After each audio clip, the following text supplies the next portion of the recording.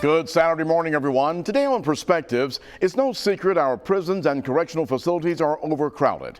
Alabama Governor Kay Ivey has recently signed an agreement to build 2 new men's mega prisons. But there's even greater concern regarding the fate of those inmates who are released. Do they have the skills and education to find a decent job and stay out of a life of crime? According to the Congressional Research Service in Washington, their research shows that within 5 years of release, nearly 3/4 of ex-offenders came back into the contact with the criminal justice system. And more than half returned to prison after either being convicted for a new crime or for violating their parole. The report also says that compared with the average American, ex-offenders are less educated, less likely to be gainfully employed, and more likely to have a history of mental illness or substance abuse.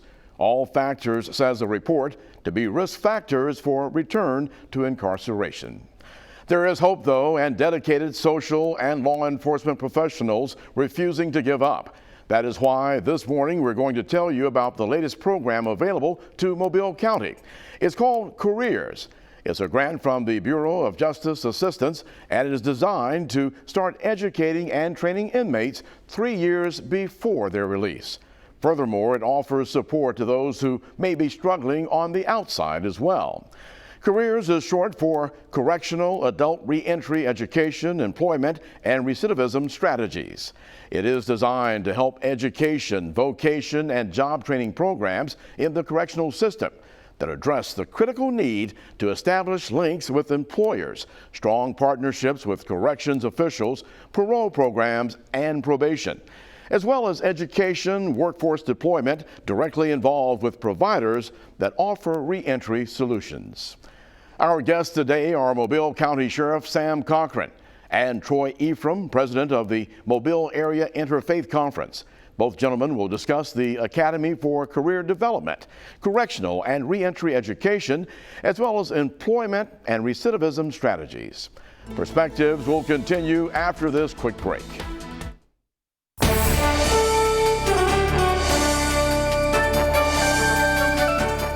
And this morning, our guests again, Mobile County Sheriff Sam Cochran and Troy Ephraim, who is the board president of the Mobile Area Program for Interfaith Conference. And we thank you both for being a part of this discussion this morning. Now, this is one that a lot of people are concerned about. And of course, with Sheriff Cochran being a lifetime spent in law enforcement, I'm sure, of course, Sheriff Cochran, this is an area that you are extremely concerned about. And of course, being responsible for Metro Jail. And then Troy, having been a mayor of a city in Alabama, you are probably also seriously concerned because this affects not only our community, but it affects the city as well as the area and the state.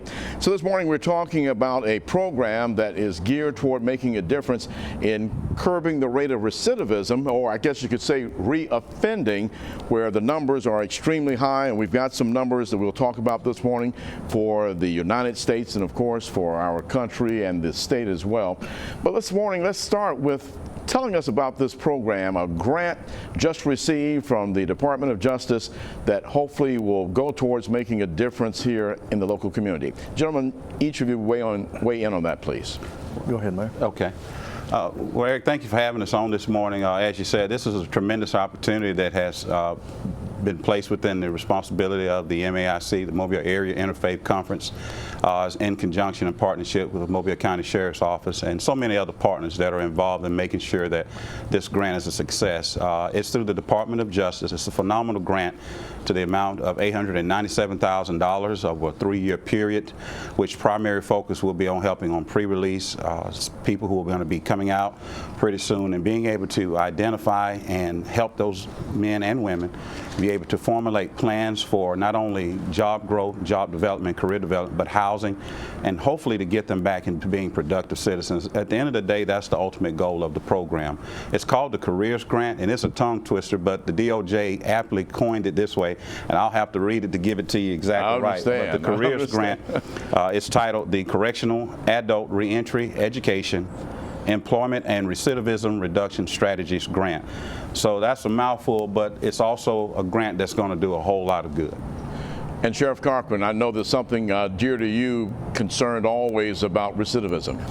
It is. You know, in law enforcement, we do more than just arrest people. I mean, and especially the longer you've been in it, you realize that there's a great need to intercede in recidivism. When you've been in a long time, you start seeing, and we've all seen the same people over and over, and realize that we kind of have a captured audience when they're in jail, and then many times they're on probation or parole when they get out, and those are the times to help these people turn their lives around for those that are desiring to do that. And we've been particularly blessed at the Mobile Metro Jail to have this great partnership with MAIC for many, many years, and we've been able to accomplish a tremendous amount of success already, but I think that success record that they and us have been able to pave the way for such a phenomenal grant of $897,000, and I think we will certainly, with the experience we have under our belts right now, and with them going forward with this additional funding, should make a big difference in our recidivism rate in Mobile County. Yes. And what we're talking about are those reoffenders, and the numbers are very serious. I understand why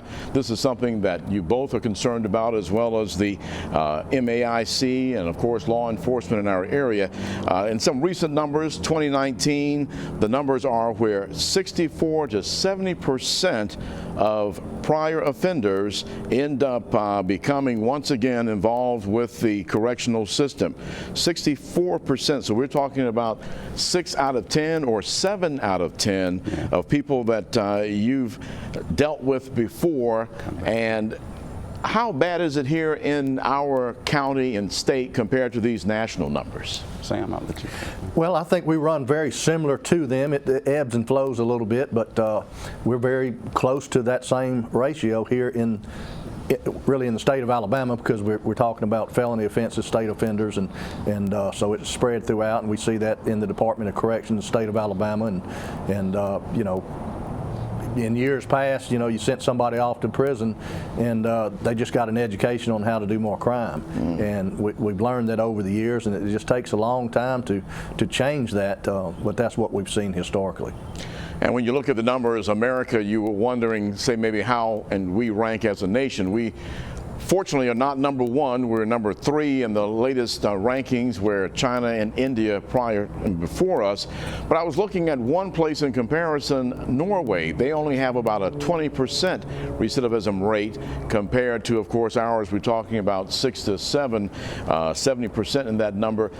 What are those who are achieving this success, like say in Norway, are they doing different, and are they doing things similar to what the new program will be offering here? Well, Eric, I actually saw that as well about the results of Norway, and I thought it was phenomenal. But I think what I noticed in that situation was that Norway had a significant abundance of programs that were geared toward helping citizens upon returning, that were actively in place and was more consistent across the level. And I think that's what we get a chance to do here with the MAIC DOJ grant for careers. It also allows us to tap into the other 3 components that we have through the MAIC, which is the Neighbor Center, certainly the Mobile Chaplaincy with the Sheriff's Office, through the GED programming and getting those men and women prepared to be able to apply for jobs, job interview well, and be gifted and be equipped with the necessary tools to be prepared for life when they get out. But also, too, the biggest point of what we're trying to focus on now is the Academy for Career Development. The Academy for Career Development allows us to do a significant number of things, not just through GED training, but job readiness, but also job preparation for career development. One of the biggest things that you'll notice with the Norway situation and with our situation is that they have a place or an incubation that is set up for them, for the people to be able to get out. Whereas with our program, we're able to do the same thing, but now we'll be able to focus more and streamline those men and women, those individuals who are looking for opportunities to get gainful employment, get the necessary housing they need, but also be able to reacclimate themselves back into society in a more productive manner. And I think that's what this grant is going to allow us to do successfully. So give them that jump start. And I guess, Sheriff Cochran, one of the things that everyone has to deal with after coming out of the system is that stigma of being a prior offender. Will this help ease some of those bridges as well? Well, I think so. The readiness, preparedness for the job in this day and time that many employers are seeking somebody, and so I think that will help. I guess historically, I've always wondered that, there are a lot of success stories out there, but those success stories are not really spoken about because many people don't want to say, hey, I just want to let you know I'm a convicted felon and I served time in the penitentiary. That's just something you don't say. Right. But there are many people that are 20, 25 years into a career that long time ago served a prison sentence, and we've just got to recognize that and accept that and know that lots of people have a lot to offer and can and have changed their lives.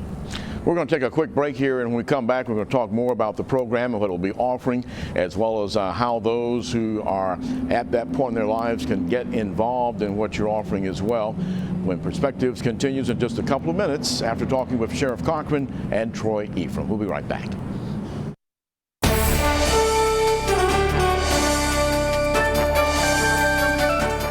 And we're back here on Perspectives this morning, speaking with Mobile County Sheriff Sam Cochran, along with Troy Ephraim, who is the board president of MAKE, which is the Mobile Area Interfaith Conference.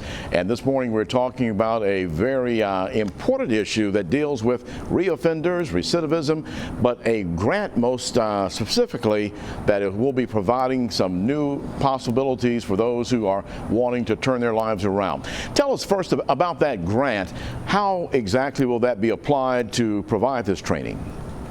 Sam, you want to take the first part of it? You go ahead. Okay. Well, essentially, the grant will allow us to identify, in coordination and support with the Sheriff's Office, those men and women who are going to be what we consider pre-release or soon to be returning into society. Our focus will be identifying who they are, figuring out what their needs are, figuring out where they are, whether they had education prior to being incarcerated or whether they need that. Of course, there's current GED training right now in the at the jail, which is very instrumental for a lot of people right now. We have a chaplaincy program as well as administrators that are working under contract with the Sheriff's Office to make sure that we're able to focus on those men and women. But the most important thing is, prior to them getting out, we're going to make sure that we fit them with the necessary skills, soft skills or even industrial skills, based on their based on what they think they would want to do, what's best suited for them, so that we can match them with the necessary job skills. And then upon getting those necessary certifications and accreditations that we could help them with, we'll be able to help them re-enter back in society through the Neighbor Center with the necessary housing programming that they'll need, because one of the biggest challenges we have is when people get out, the question is, where do they go? Who are they going to stay with? So it's important for us to give them that necessary foundation as well. And then from that, the Academy for Career Development will then be able to tutor them, take them, and then prepare them for a productive life and a career development, and help them rebuild their lives through the professional skills and the soft skills or the industrial skills that they would have learned through the grants program. Now, Sheriff Cochran, do you have an opportunity for, and of course not you yourself, but your people who are involved in the incarceration aspect, as well as those who have gone away to prison, is there a system in place where they kind of have an idea of who might be a good candidate for getting involved in this particular program? Yes, we do. Even in the jail until the COVID outbreak, we had a work release center in the jail where we were lining people up with jobs, and they were working out of the jail every day and returning, but unfortunately that program had to be shut down. But we've developed relationships with a number of employers in Mobile, and so many people go to work for those agencies and have a job, if they do well, when they get out, and then they can continue to be monitored or helped by the Career Center. One, for instance, is just right down the street from Metro Jail is a welding academy, and they permit a couple of inmates every time they have a class, and many of those people have gone on to an exciting, very well-paying job career after that. So, we're faced with COVID, but those relationships we had and those relationships we'll build going forward, many employers will want to have a pipeline to us to help them get people that are career ready. That's right. Now, one of the things that in research I see where one of the ways to hopefully produce reoffending is to improving the substance abuse treatment. Is that something that plays into looking at the success of folks here locally? Yes, that's part of the program, and you've hit a real hot spot there, Eric. That's probably the biggest problem for so many of these individuals, that why they wind up in jail to begin with is that they have a drug problem, they commit a crime because of the drug problem, they dry out while they're in jail, and then they get out, they get around the wrong people. And just yesterday I spoke with a young man that had been doing so well, and quite frankly he came to me and told me that he'd messed up and all such as that, and I counseled with him, and he's got to meet with his probation officer, and he wants to get straight, he wants to stay straight, but because he's a productive person, very great skills, but he's suffering a drug abuse problem. And I guess that's sort of a way, Troy, to bring in here who some of your partners will be in this project. I know there are several groups that are working with you, both from the employment side as well as rehab and community strengthening as far as their character. Why don't you mention who some of the partners will be in this program? Yes, Eric. We're very fortunate to have a team of supporters and partners that are able to help us focus on doing everything we can. And I'm glad we're touching on the substance abuse aspect, because as Sheriff Carpenter said, that's perhaps maybe the biggest challenge we have. The want to and the need to are always there, but it's that block that's in between, and usually that's something that's between that person. And being able to give them the extra help there beyond what this grant could do is extremely important and instrumental towards seeing the real success stories that we're trying to get out of this program. But our partners are the Goodwill of Gulf Coast. We have also the Volunteers of America, who are very instrumental in what we're doing. We have the Southwest Alabama Partnership for Training and Education, who offer a great job component to what we're trying to do, as well as education. We also have our support from some of our economic partners. The Mobile Area Chamber of Commerce has been very beneficial to us. Also, we have Ransom Ministries, which has helped us with job readiness and job employment and teaching people to have the necessary soft skills that are required. But there's also so many other partners that also help us with substance abuse that we're able to turn them over to. And I think the Neighbor Center is very instrumental, because when we have the intake process with people coming over to the MAIC, we're able to sit down and have honest, candid conversations with those individuals and really find out what the real challenges are for them upon release, because it's not so much as everything's settled now that they're out. Life is really starting all over again. The challenges are new and the challenges are huge. And our job is to sort of bridge that gap and make those challenges that much smaller by identifying what those challenges are externally and internally, to be able to give them the necessary support and help they need all the way through. And Sheriff Corcoran, you're going to have a place there at Metro Jail where the academy will be held.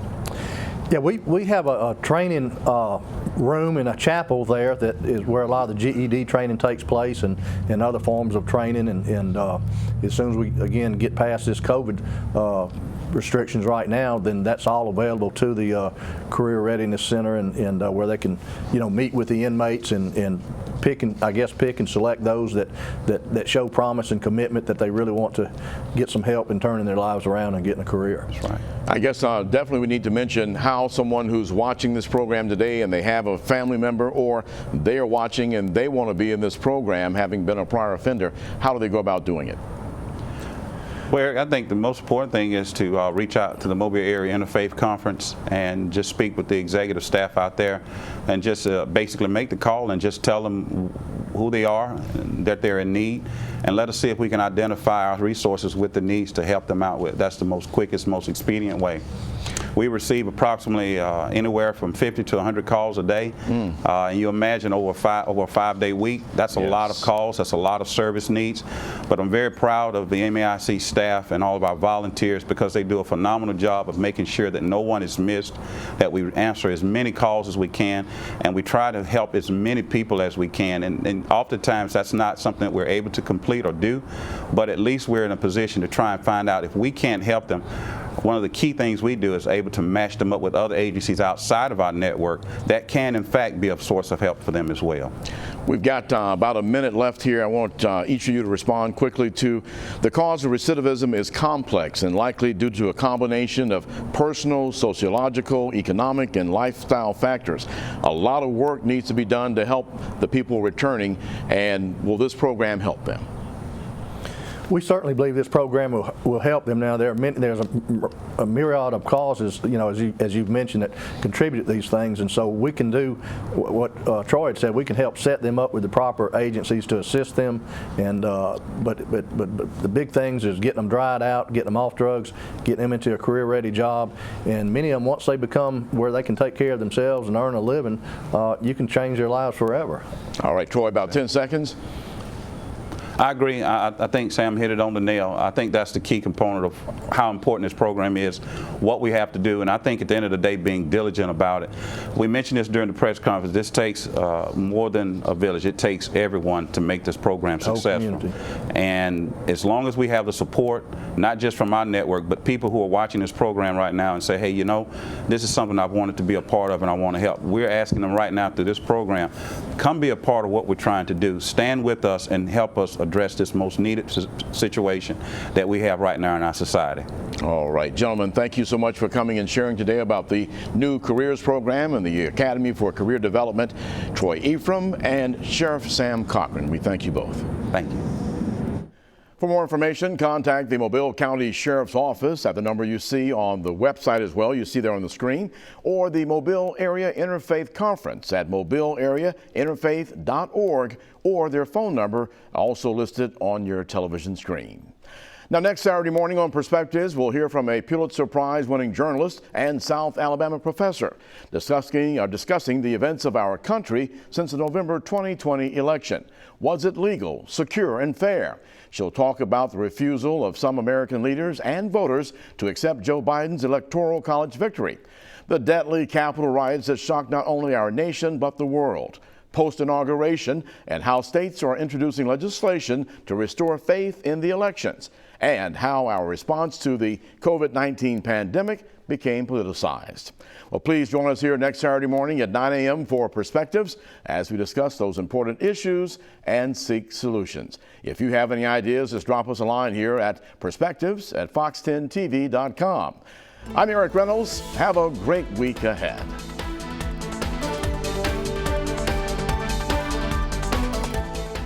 Thanks for watching Fox 10 News. Watch us live wherever you are on our mobile, our streaming news app, and you can also watch us on Roku, Apple TV, and Fire TV.